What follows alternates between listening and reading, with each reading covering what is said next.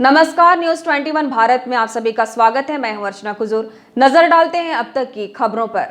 लालपुर के कोसमोस क्लब पूजा पंडाल में मुख्यमंत्री हेमंत सोरेन ने की मां काली की प्रतिमा का दर्शन, राज्य की सुख समृद्धि की कामना की। राज्य में इस साल झारखंड राज्य स्थापना दिवस के साथ हेमंत सरकार के 2 साल पूरे होने का जश्न भी मनाया जाएगा।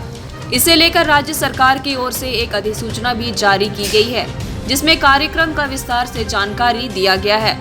इस बार 15 नवंबर को झारखंड स्थापना दिवस का आयोजन प्रोजेक्ट भवन के नए सभागार में सीमित संख्या में उपस्थिति के साथ किया जाएगा, जिसमें राज्य सरकार की कुछ महत्वपूर्ण योजनाओं का शुभारंभ और नई परियोजनाओं का शिलान्यास, पूरी हो चुकी योजनाओं का उद्घाटन किया जाएगा। इसके साथ ही नियुक्ति पत्र, परिसंपत्ति का वितरण भी किया जाएगा। वहीं भगवान बिरसा मुंडा की जयंती के साथ सरकार के 2 साल पूरे होने के उपलक्ष्य में 16 नवंबर से 28 दिसंबर की अवधि तक पूरे राज्य में आपके अधिकार, आपकी सरकार, आपके द्वार कार्यक्रम का आयोजन किया जाएगा, जिसका समापन 29 दिसंबर को सरकार के 2 साल पूरे होने के उपलक्ष्य में राजधानी के मोरहाबादी मैदान में आयोजित किया जाएगा। आपके अधिकार, आपकी सरकार, आपके द्वार कार्यक्रम के दौरान प्रत्येक जिला में प्रतिदिन 4 से 5 पंचायतों में शिविरों का आयोजन किया जाएगा, जिसका शेड्यूल संबंधित उपायुक्त द्वारा तैयार किया जाएगा। स्वास्थ्य मंत्री बन्ना गुप्ता ने शहर के कई छठ घाटों का निरीक्षण किया। जिला प्रशासन और निगम कर्मियों को दिए कई दिशा निर्देश। दीपावली पर्व के बाद अब घरों में लोग छठ पूजा की तैयारी करने लगे हैं। इसकी तैयारी जिला प्रशासन भी अपने स्तर पर कर रही है। इसी के मद्देनजर स्वास्थ्य मंत्री बन्ना गुप्ता ने शहर के कई छठ घाटों का निरीक्षण किया। उन्होंने कहा कि छठ व्रतियों को छठ घाटों में कोई परेशानी ना हो, इसकी व्यवस्था अच्छी तरह से की जानी चाहिए। इस दौरान मंत्री बन्ना गुप्ता ने जिला प्रशासन और निगम कर्मियों को कई दिशा निर्देश भी दिए। इस बार झारखंड राज्य स्थापना दिवस के साथ हेमंत सरकार के 2 साल पूरे होने का भी जश्न मनाया जाएगा। तैयारियां शुरू। राज्य में इस साल झारखंड राज्य स्थापना दिवस के साथ हेमंत सरकार के 2 साल पूरे होने का जश्न भी मनाया जाएगा। इसे लेकर राज्य सरकार की ओर से एक अधिसूचना भी जारी की गई है, जिसमें कार्यक्रम का विस्तार से जानकारी दिया गया है। इस बार 15 नवंबर को झारखंड स्थापना दिवस का आयोजन प्रोजेक्ट भवन के नए सभागार में सीमित संख्या में उपस्थिति के साथ किया जाएगा, जिसमें राज्य सरकार की कुछ महत्वपूर्ण योजनाओं का शुभारंभ और नई परियोजनाओं का शिलान्यास, पूरी हो चुकी योजनाओं का उद्घाटन किया जाएगा। इसके साथ ही नियुक्ति पत्र, परिसंपत्ति का वितरण भी किया जाएगा। वहीं भगवान बिरसा मुंडा की जयंती के साथ सरकार के 2 साल पूरे होने के उपलक्ष्य में 16 नवंबर से 28 दिसंबर की अवधि तक पूरे राज्य में आपके अधिकार, आपकी सरकार, आपके द्वार कार्यक्रम का आयोजन किया जाएगा, जिसका समापन 29 दिसंबर को सरकार के 2 साल पूरे होने के उपलक्ष्य में राजधानी के मोरहाबादी मैदान में आयोजित किया जाएगा।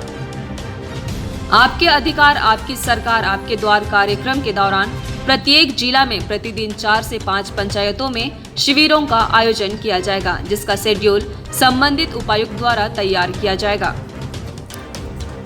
गोड्डा सांसद निशिकांत दुबे के खिलाफ 5 थानों में केस दर्ज मामले में चुनाव आयोग ने देवघर डीसी मंजुनाथ भजंत्री को किया शो कॉज, डीसी से मांगा जवाब। सांसद निशिकांत दुबे पर एक ही दिन में 5 थानों में एफआईआर दर्ज कराने मामले में देवघर डीसी मंजुनाथ भजंत्री को चुनाव आयोग ने शो कॉज किया है।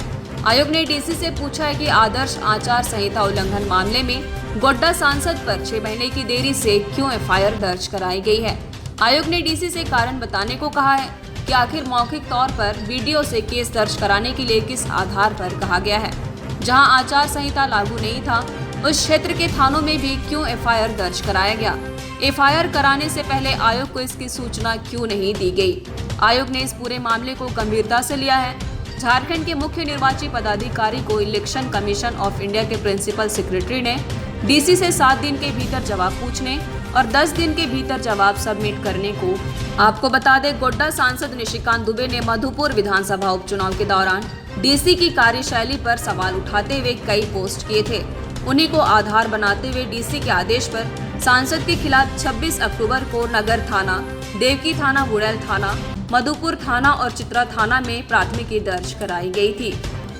दिवाली के बाद अब छठ पर्व की तैयारी शुरू। पानी से भरे नदी तालाबों में लगाया जाएगा बैरिकेडिंग, गोताखोरों की भी होगी तैनाती। दिवाली खत्म होते ही लोग अपने घरों में आस्था का महापर्व छठ की तैयारी में जुट गए हैं। आपको बता दें, 8 नवंबर को नहाय खाए के साथ 4 दिनों का महापर्व छठ शुरू हो जाएगा। 9 को खरना है, वही 10 को अस्ताचलगामी भगवान सूर्य को पहला अर्घ्य अर्पण होगा, वही 11 को उदयमान सूर्य को। इस बार घाटों पर जाकर छठ करने वाले व्रतियों को काफी सावधानी बरतनी होगी, क्योंकि शहर के तालाबों से लेकर दामोदर और बराकर नदी लबालब पानी से भरे हैं। पानी बढ़ने के कारण तालाब के किनारे बने घाट की कहीं एक तो कहीं दो सीढ़ी पूरी तरह डूबी हुई है। सीढ़ियों में पानी रहने के कारण उनमें काफी फिसलन भी है। ऐसे में मामूली असंतुलन से गिरने की आशंका है। हालांकि जिला प्रशासन ने इसकी तैयारी कर ली है। जिन नदी और तालाबों में पानी की क्षमता अधिक है वहां बैरिकेडिंग लगाया जाएगा। साथ ही उन घाटों पर गोताखोरों की तैनाती भी की जाएगी। त्योहार पर यात्रियों के लिए टाटानगर से पटना के लिए आज से चलेंगी स्पेशल ट्रेन। यात्रियों को आने जाने में मिलेगी सुविधा। छठ महापर्व पर बिहार जाने वाले ट्रेनों में लंबी वेटिंग चल रही है। इसे देखते हुए दक्षिण पूर्व रेलवे जोनल मुख्यालय ने टाटानगर से पटना और कटिहार के लिए स्पेशल ट्रेन चलाने का फैसला लिया है। टाटानगर पटना के लिए ट्रेन नंबर 08111 6 नवंबर यानी आज से और 8 नवंबर को टाटानगर से खुलेगी। इसके साथ ही टाटा कटिहार स्पेशल ट्रेन 10 नवंबर से चलेगी। इधर भुइयाडीह के जयप्रकाश नारायण बस टर्मिनल से बिहार से कई जगहों के लिए नियमित रूप से चलने वाली बसों में भी 7 और 8 नवंबर को 9 रूम की स्थिति बन गई है। बस की सभी सीट एडवांस बुक हो गया है। यात्रियों की संख्या बढ़ने के बाद बस मालिकों ने अपने अतिरिक्त बस को इन मार्गों पर चलाने का फैसला लिया है। जमशेदपुर बस ऑनर्स वेलफेयर एसोसिएशन के कार्यकारी अध्यक्ष अभिषेक कुणाल का कहना है कि पर्व के कारण बिहार के हर मार्ग पर बसों की संख्या बढ़ गई है। पहले जमशेदपुर से पटना के लिए जहां 7 बसों का परिचालन होता था, अभी इस मार्ग पर 12 बसों का परिचालन हो रहा है। उन्होंने कहा कि अगर डिमांड बढ़ी तो अतिरिक्त बसों का परिचालन भी किया जाएगा। भाई की लंबी उम्र की कामना का पर्व भाई दूज आज बहनों ने भाइयों के लिए की पूजा। धनतेरस से शुरू हुआ दिवाली का 5 दिनी पर्व आज भाई दूज मनाने के साथ खत्म होगा। बता दें, दिवाली और गोवर्धन पूजा के बाद भाई दूज का पर्व मनाया जाता है, जिसमें सभी बहनें अपने भाइयों का तिलक करके उनकी लंबी उम्र और सेहतमंद की कामना करती है। मान्यता है कि भाई अपनी बहन के यहाँ जाकर भाई दूज का तिलक लगवाएं और उसके घर भोजन करे तो उसकी अकाल मौत होने का योग खत्म हो जाता है। इसलिए इस दिन को यम द्वितीय भी कहा जाता है। दिवाली में पटाखे की चिंगारी से घर में लगी आग, घर के लोगों में अफरा तफरी मची। घटना धनबाद जिले के गिद्दी मैग्नेट की है। धनबाद जिले के गिद्दी मैग्नेट निवासी अमरेंद्र कुमार मिश्रा के घर के एक कमरे में पटाखे की चिंगारी से आग लग गई, जिसके बाद घर के लोगों में अफरा तफरी मच गई। इस दौरान उस कमरे में रखे कई सामान जलकर राख हो गया। हालांकि पड़ोसियों की सहायता से आग पर काबू पाया गया। घटना के संबंध में अमरेंद्र मिश्रा ने बताया कि वे लक्ष्मी पूजा कराने मैग्नेट गए थे। घर के बाहर बने एक कमरे की खिड़की खुली हुई थी। इतने में पड़ोसियों ने शोर मचाते हुए उनके बाहर वाले कमरे में आग लग जाने की बात बताई। आग पर काबू पाया गया, लेकिन कमरे में रखे कई सामान जलकर राख हो गए हैं। बिहार में जहरीली शराब से 24 लोगों की मौत हो गई। कई लोगों के आंखों की रोशनी भी गई। मामला गोपालगंज और पश्चिमी चंपारण की है। बिहार के गोपालगंज और पश्चिमी चंपारण में शराब पीने से अब तक 24 लोगों की मौत हो गई है, जिसके बाद इन दोनों जगहों के थाना अध्यक्ष और चौकीदारी को निलंबित कर दिया गया है। इसके साथ ही गोपालगंज में 10 शराब कारोबारियों के खिलाफ प्राथमिकी भी दर्ज की गई है, जिनमें से 3 लोगों को गिरफ्तार कर जेल भेज दिया गया है।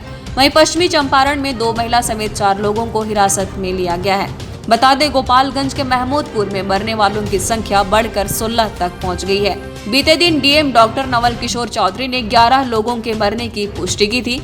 हालांकि इनमें से केवल 7 शवों का ही पुलिस पोस्टमार्टम करा सकी है।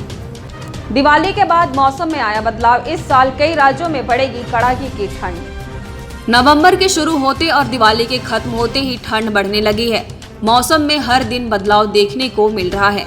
मौसम विभाग केंद्र ने इस साल ज्यादातर राज्यों में कड़ाके की ठंड का अनुमान जताया है। विभाग का कहना है कि लीना तूफान के प्रभाव की वजह से दिवाली के बाद ठंड बढ़ सकती है। इसके अलावा बिहार, झारखंड और गंगे पश्चिम बंगाल के कुछ हिस्सों में न्यूनतम तापमान में गिरावट होने की संभावना है।